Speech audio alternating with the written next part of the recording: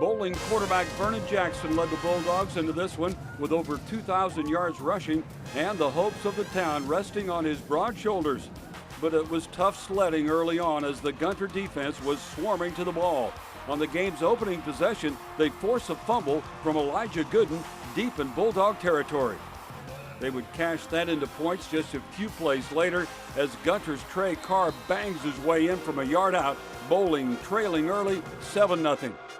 Now trailing 14-0, Boling's Vernon Jackson finally finds some daylight and goes 18 yards on the quarterback draw to get a little momentum going. But the drive would stall and Gunter would respond with more damage on the ground. Colson Stovall running to daylight. He picks up 28 on this one, and that would set up another touchdown. Boling now trailing 21-0 and badly in need of a spark. They would get it on the ensuing kickoff. Ronald Crucial, whose dad played on the last state championship team in 1972, and he does a magnificent job of setting up his blocks and then heading north in a hurry. Nobody's going to catch him. This one covers 80 yards in all. Boling still trailing 21-7, but they still have life. Gunter would need just 4 plays, though, to respond. And again, it's Colson Stovall weaving his way in and out of traffic. He gets in from 22 yards out, and with a 2-point conversion, Gunter takes a commanding 29-7 halftime lead.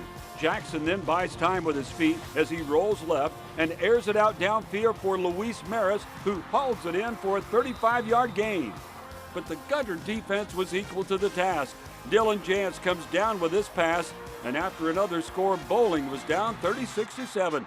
Things would then go from bad to worse as Ronald Crucial would go down in a heap, and he was down with a possible neck injury. He would be okay and eventually return to the sidelines, but the Cinderella season for Boling comes to a heartbreaking end.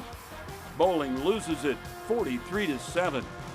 Though the Bulldogs fell short of their ultimate goal, players and coaches both are proud of what they were able to accomplish. At the end of the day, we still made history. I can't be too mad at the outcome. I mean, they just outplayed us. In the end, I hope we can all sit back and realize what we did accomplish. Maybe over the Christmas break, we get some time off now, get to see our families a little bit more, our loved ones, and I think that in the end we'll all be pretty proud of where we ended up.